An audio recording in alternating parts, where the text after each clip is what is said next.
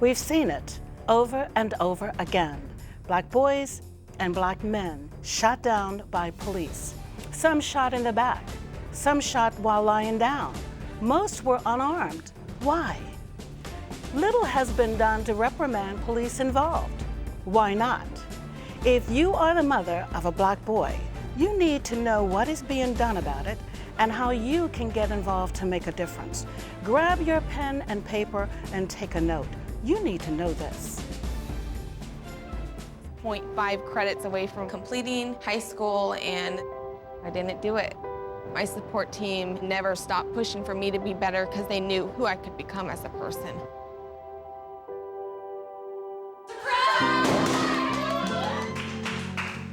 I've been given an opportunity, and I'm just thankful for it. Find free adult education classes near you at finishyourdiploma.org.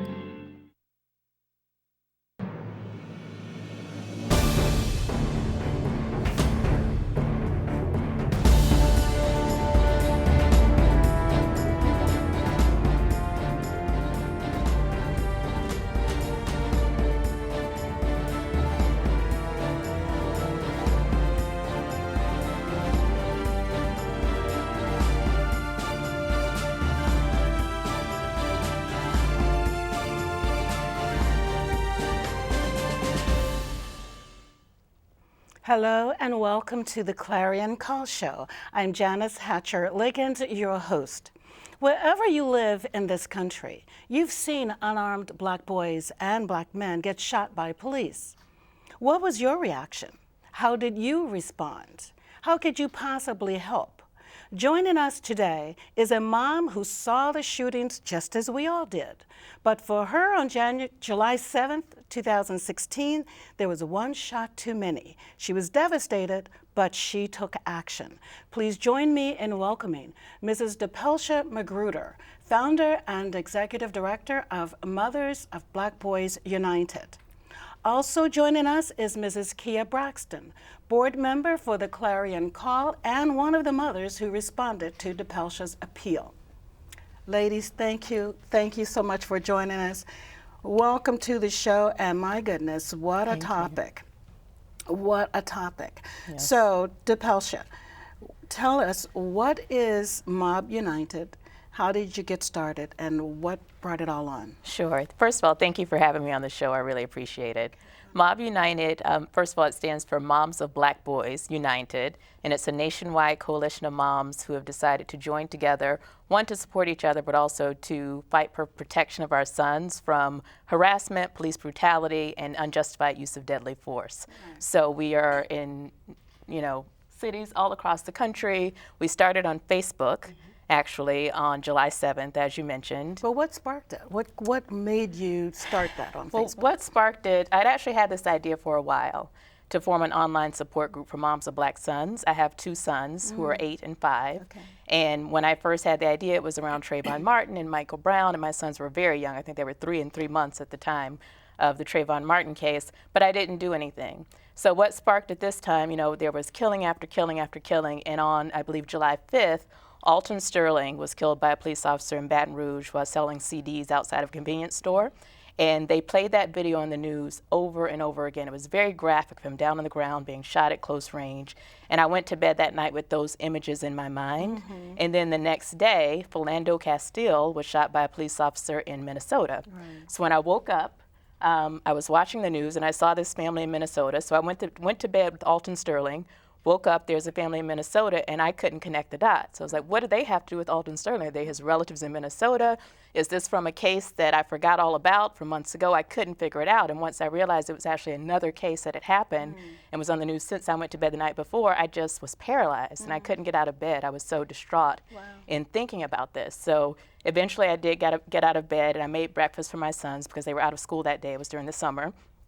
And I decided to activate the idea I'd had for a long time, which was to start an online support group for moms of black sons. So I went online to Facebook, never created a Facebook group before, so I didn't even know how this worked. I just pressed create group, Mothers of Black Boys, and sent it to about 30 friends, and it took off from there. I didn't know people could add other people. I didn't even know like the rules of Facebook groups. Wow. And I stepped away, and it went from 30 to 150 in 5 minutes. Wow. And within an hour, it was like 1,000, then it went to 2,000, all the way up to 21,000 moms that first day. 21,000. On the first day, awesome. before I went to bed that night. That shows you the need is great. The cry for help is there and so strong. Absolutely. But then it kept growing. Tell us about that. It kept growing. So it kept growing so much that Facebook actually shut us down within the first 24 to 48 hours. And we couldn't add more members because we were growing too fast. So people wanted to boycott Facebook. It became this whole other thing. Okay. But eventually they allowed us to keep growing, and it doubled again within 48 hours. And people just spontaneously started sharing their stories, their fears, their concerns, sharing information, sharing videos, sharing articles. So it became this instant community of moms who wanted to bond together. And initially I thought, well, that was nice. That really helped me get through what was a very difficult day. And I kind of thought, that's all it would be for now. But it quickly took off from there. And these moms did not just want to come together to talk about it and lament, they wanted to act. So literally 2 days later, that Saturday morning, we were on a conference call with moms from all across the country, initially to talk about maybe doing a march or something like that, but it quickly moved from March on that first conversation to, no, we need a strategy. We need a long-term strategy that is sustainable, where we come together and stay involved. So that's what we've been working on. That's awesome. And how many members do you have now? Now we're up to 168,000 plus, so almost 170,000 moms. We have every state in the country represented. We have probably at least 10 countries. We just got our first member from Australia last night. We have people in Ghana, in Canada, in Germany. We have a very active member of the UK who's like very prominent in the group. So it's not just the US, although our focus is the US.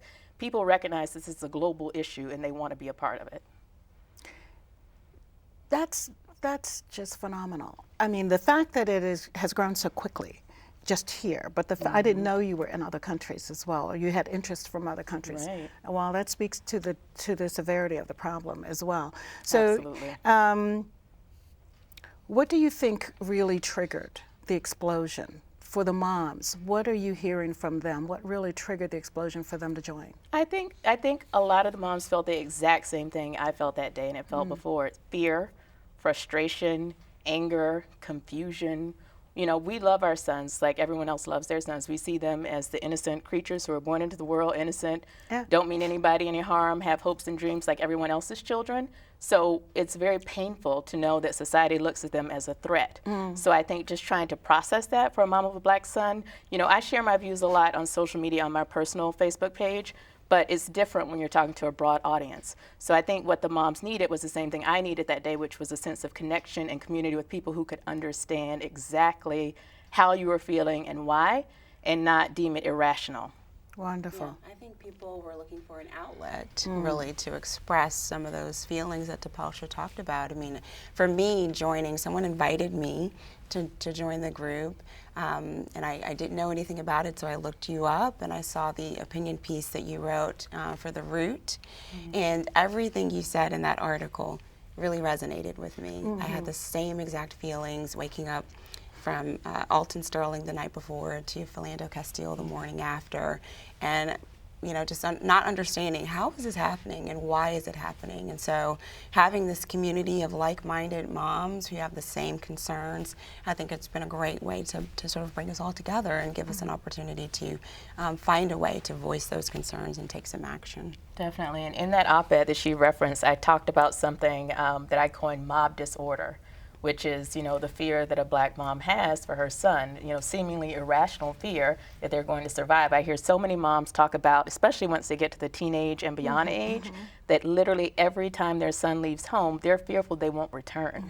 So they're sitting at home on pins and needles, hoping they don't have, unfortunate encounter with a police officer and, there's a quick rush to judgment. And that's, that's psychologically draining and stressful. Very much so for the whole family, even that young man who has to live it, who has to walk that walk, it has to be very stressful for him as well. We did a show on mental health and the need for mental health, particularly in the black community, because of all the stresses that we have to survive under. And so, do you think that Well, what kind of talents, the moms who have joined, Right. who are they? What kind of people are they? What are their backgrounds? Oh, I love talking about that because it's one of the most amazing things about this group. So first of all, the group is open to moms of black sons. So it's about the sons, not the moms. So that means we have all races, all religions, all ethnicities, geographic diversity. It's very diverse in terms of the moms who are in the group. And it's also extremely diverse in terms of the skill sets they bring. So they're not only passionate, but highly proficient in many areas that are useful to the group. So everything we need has descended upon this group, whether it's legal services, we have attorneys, we have writers, we have graphic designers, Wonderful. we have technology platform builders, we have elected officials, we have celebrities, we have hairdressers, we have literally everything, accountants, HR Wow. specialists, and everyone is bringing their expertise, professional expertise, to help solve this problem because it's so personal for them. So Wonderful. it's really an amazing group of women. I always say when you think about meeting people on Facebook, on the internet, you assume you're going to meet a lot of crazy people. So I think one of the things that surprised me most about this experience is just the quality of women who have naturally gravitated to it. I've been overwhelmed with the level of talent and passion. I mean, really high level, highly accomplished women Wonderful. have joined this group and volunteered their services to help make it real. Well, you mentioned some of the services being graphic and video and so forth. So we have a quick video that your organization has put together, and we're going to ask our director to show it up now. David?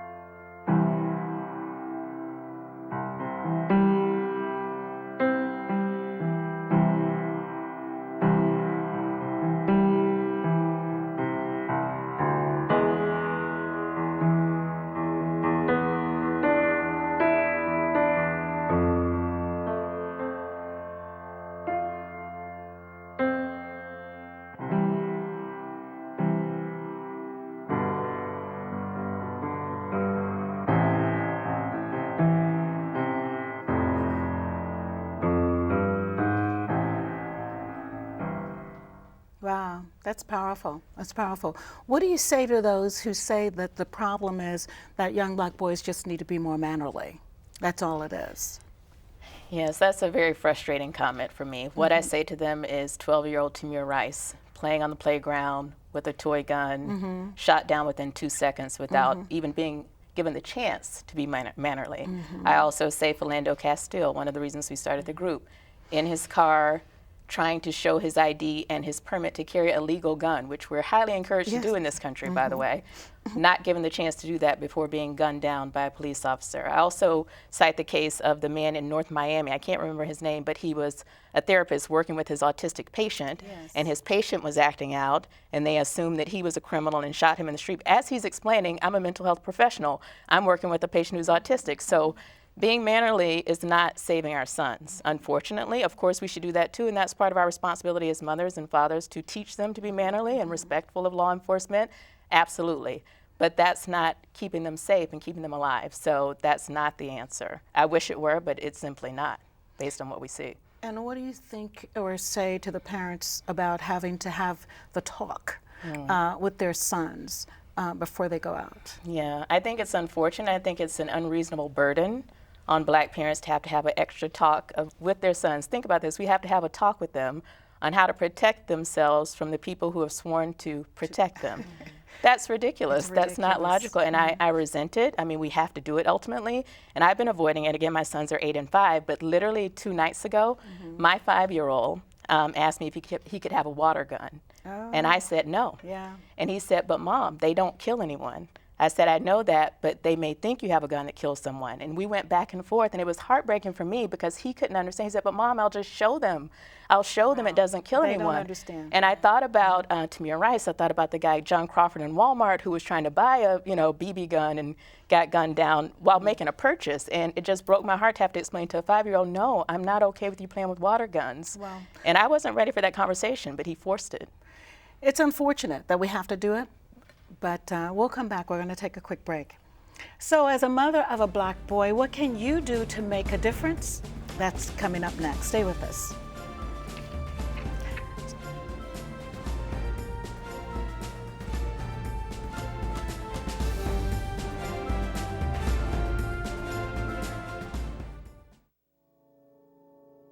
I'm here. Can you see me? Because I feel like I'm invisible. Like this whole place is invisible. If it weren't for the nightly news, no one would even think of this place. But down here, things look different. Down here, our spirits are bright and our dreams are vivid. And if given a chance, that's what the world would see.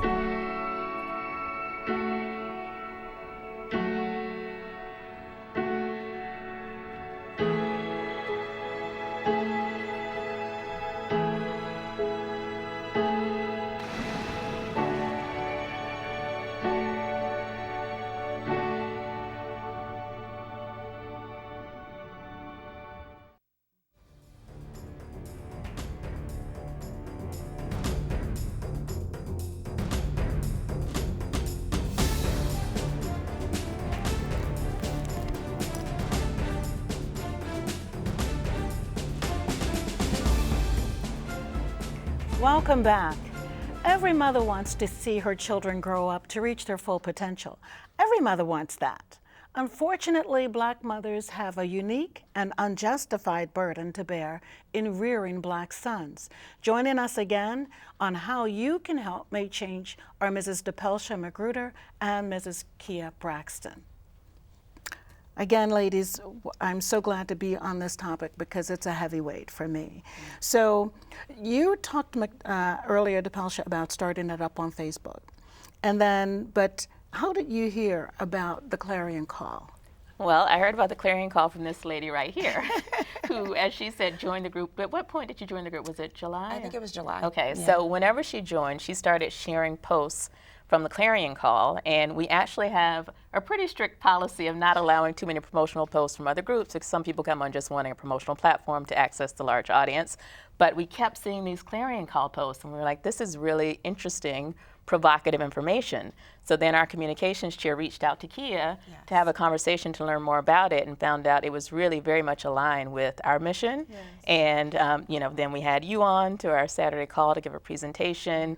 And it just, is a great, great thing that you're doing. Wonderful, wonderful. Well, Kia is our communications chair for the Clarion Call on our board, and I love the work that she does. But she said, Mom, you need this group. She was so insistent about MOBB United and that we needed to make the connection. So even from your perspective, Kia, why was that important?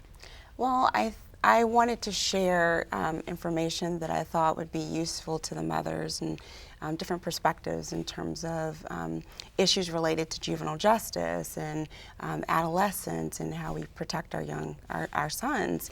And I know a lot of the moms in MOBB United share aspirational photos and unique milestones for their children, and I think that that's wonderful. But I was hoping to contribute something with some substance that might help them in terms of how they deal with their children and raising them. Wonderful, wonderful. So what's the focus for MOBB now? What kind of programming do you have? So we have a dual focus. One half is focused on what should we do as moms to, raise our sons to be protective citizens. So that's part one. The second part is advocating on their behalf for policy. So we have a 5-point approach. I'll go through them very quickly. Sure. 1 is to influence policy.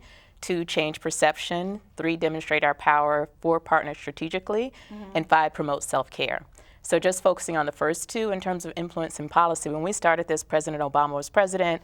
We fully expected to be working with a friendly Clinton administration, and then the whole world turned upside down. So we had identified federal policies. There was a bill, a de-escalation bill on the table by Congresswoman Gwen Moore. There was a community policing, preventing tragedies bill on the table by Sheila Jackson Lee and John Conyers. So we were focused on making connections with them to try to help them push them through Congress. I think that's less likely now at this point in time. So we've shifted our focus to state legislation. So now we're focused on things like raise the age in New York and North Carolina. They're the last states that 16-year-olds are automatically charged as adults, which is ridiculous. If you look at the story of Khalif Browder, which is airing right now, he was 16, spent 3 years in Rikers Island for allegedly stealing a book bag, was never actually charged with the crime, and then ended up committing suicide. So that's one small, easy thing that we could do, raise the age. Also in California, they're working on transparency, so making police officers' records of misconduct available, because what we see is a lot of times officers who are committing these injustices against our sons are bad actors. They're moving from agency to agency doing the same thing over and over again, and no one knows their background. So we need more transparency so that that doesn't happen, or at least if a bad officer is coming to your town, you know in advance so you can speak out about it. That was the case with the officer implicated in Tamir Rice's Absolutely. shooting. He had been accused of abusive behavior at another locality. So that's an important effort. Very much so. And then here in Maryland, I think they're pushing legislation that's a commission to study the disproportionate impact of the criminal justice system overall on minorities. So we want to mobilize moms to act locally. We're in the process of forming chapters. So we're organizing moms. We have a group of moms going to the Georgia State Capitol in just a few weeks to lobby for legislation there. So we've shifted our focus a bit to local and state in light of everything going on in the country right now. Wonderful. And as far as the perception part, change in perception, tell me about that. What do you have planned for that? That is critically important. So we'll be producing a lot more videos like the one you saw, but we really want to, one, flood society with positive images of Black boys and men to counter all the negative images that we see. We also want to tell our stories, because I think a big part of it is just helping people to understand and be empathetic. And we're hoping, since we're coming from a mom's point of view, everybody has a mom and can understand a mom's love for their child, that we'll be able to break through the broader society in a bigger way by just explaining our plight, explaining specific examples of what happens to our sons that doesn't happen to their sons, not just in the criminal justice system. It starts in the school system with how they're treated differently, punished for, more harshly for the same infractions, just for being kids. So we want to share our stories, and we also want to show our sons doing more positive things. So on MLK Day this year, we had our first nationwide activation. We had moms and sons in various cities across the country volunteer together, because we want to show, one, we want to teach them the importance of service and volunteering, just our job again as moms, but we also want to show society that they're positive human beings who want to contribute to society, who are doing positive things. So change perception is critically important, and we also want to change our sons' perceptions of themselves, because they're seeing these negative images too of Black boys and men every day in the news. And think about, as you said earlier, the toll that takes on them in terms of how they see themselves. So we have to flood the positive images their way in these positive experiences as well. You each have sons that are only 8 years old. And I think it says a lot that you are involved already, although your sons are not able to go out on their own, but still, prayerfully, we can get things changed to the point that by the time they're old enough to venture out on their own, we won't have the same type of a plight that they may have to face. Because I don't think people outside of our community, the Black community, really recognize how devastating and how stressful the weight is, the burden is, to make sure that you are always protecting your child. Yes. I just want to touch on something you said. So my son is 8, but studies show that people start to perceive young Black men as threats when they're 10. Like, psychological studies have shown that once a young Black boy turns 10, he starts to go from being viewed as a baby and a child to being an aggressor and someone who may harm you. So I feel like I'm racing against the clock. I have 2 years to solve this problem. And my son is tall, like he could be mistaken for 10 already, and my oldest son has special needs. So there are a lot of layers to this in terms of why, I felt the need to take action immediately. It's very personal. Well, certainly, I'm glad that we are talking, the Clarion Call and MOBB United are talking, because whatever we can do collaboratively with MOBB United, I want to do. And Absolutely. So let me ask you another. One of the other areas is promoting self-care with moms. Why? What is that? Why is there a need for that? Well, it's everything we talked about in terms of the stress, that we both feel. And just think about it. Moms already have the weight of the world on their shoulders. Before you even layer on anything else, especially Black mothers, many of us are primary, caregivers and heads of households, so we already share a great deal of responsibility in the family and in the community. So then you layer on this additional stress of having to worry about whether your son is going to make it back home safely. So we have to take care of ourselves. We're not going to survive this struggle unless we take care of ourselves and remember to do that. So it's about pausing to take care of yourself physically, mentally. Also, having the support of a community that understands is a big part of that. But it's really because we have no other choice. We're not going to be equipped for battle for the long term, and this really is about a sustainable long-term effort if we don't care for ourselves too. And what kind of things can they do? Do you have any ideas, suggestions too? I know you submitted some things to MOBB United, about some things that moms can do to proactively get engaged. Yeah, I think in terms of supporting your kids, a lot of it is exposure, getting them out into the community, taking advantage of resources that are in the communities. We look for the clarion call in terms of collaborative partnerships and how we can steer kids into positive directions. Looking at STEM programs in libraries and in museums, a lot of them are free or low cost. So if cost is a concern, that would not be an issue. But I think exposing kids, giving them opportunities to see sort of what's out there in their communities, what resources are available to them, I think it's a great way to keep them active, keep them centered and focused. One of the other things we talked about in terms of moms, making sure that your child's teachers and their principals and the school leadership know who you are. Be a big advocate for them in the classroom. My kids, second and grade and kindergarten, the teachers know me very well.